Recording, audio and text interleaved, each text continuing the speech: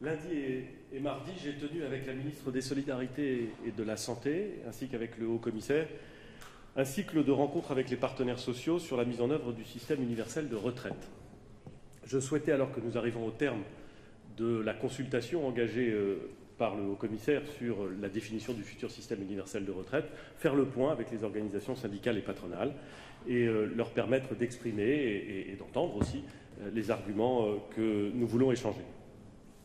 Je voudrais dire que les échanges que nous avons eus avec les organisations syndicales et patronales, comme d'habitude, mais peut-être un peu plus encore que d'habitude, ont été très riches et d'une très grande qualité. Je voudrais les en remercier très sincèrement. Cette richesse et ces échanges traduisent au fond un élément que nous devons conserver à l'esprit en matière de définition du futur système universel de retraite. Le dialogue social se poursuit, il avance à son rythme, contrairement à ce que disent parfois ceux qui préfèrent une logique de précipitation, voire une logique de confrontation. Il y a évidemment des points de divergence, mais il y en a aussi de convergence. Au fond, les discussions ont permis de confirmer que de nombreuses organisations syndicales et professionnelles soutiennent le principe d'un système universel de retraite. Pas toutes, bien entendu, mais un certain nombre d'entre elles qui partagent l'ambition du gouvernement. Ces échanges ont aussi permis d'identifier de manière très claire des propositions formulées par les organisations syndicales ou patronales dont je m'engage à tenir compte dans le projet du gouvernement. J'ai entendu, par exemple, l'importance pour la CFTC de définir de manière juste et pérenne les droits familiaux dans les modalités de calcul des retraites et nous nous y engageons. J'ai entendu les attentes très fortes de la CFDT sur la question de l'emploi des seniors. Nous devons évidemment y répondre.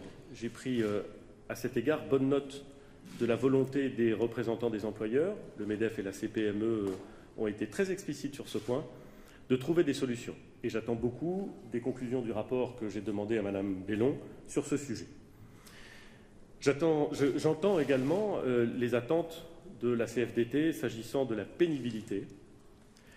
Je ne crois pas que nous puissions à ce stade refondre complètement un système que nous venons de réformer, mais nous devons étendre dans ce qu'il est possible le système actuel de pénibilité à la fonction publique et sur certains sujets, je pense notamment au travail de nuit, nous pouvons évoluer.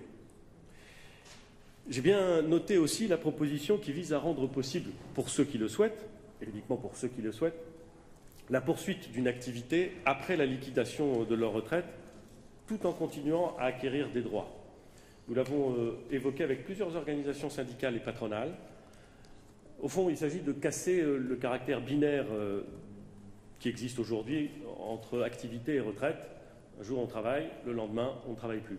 Beaucoup de nos concitoyens, beaucoup d'organisations syndicales et patronales, je l'ai dit, voudraient lisser le départ à la retraite, faire en sorte qu'il soit possible de continuer à travailler dans des conditions différentes, peut-être moins intensément, bien entendu, après avoir liquidé sa retraite, tout en continuant à acquérir des droits, ce qui n'est pas le cas aujourd'hui. Au fond, permettre des solutions plus intelligentes, plus souples entre l'activité et la retraite.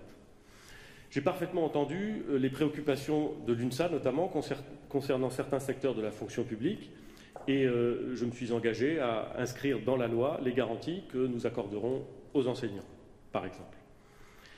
Je suis évidemment attentif aux inquiétudes formulées par l'UDP concernant les professions libérales.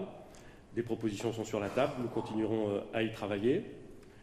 S'agissant de la gouvernance du futur système, les partenaires sociaux ont clairement exprimé leur souhait d'y prendre part.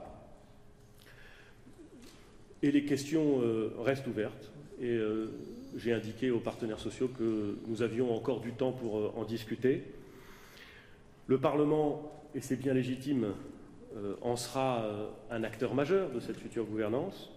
Mais je souhaite que nous puissions nous appuyer sur les organisations syndicales et patronales pour construire le système futur de gouvernance et pour leur laisser une place déterminante afin que nos concitoyens soient rassurés sur la façon dont sont prises les décisions dans le système futur, associer le Parlement pour sa part, les organisations syndicales et patronales pour la leur, me semble de nature à apporter un élément de réassurance.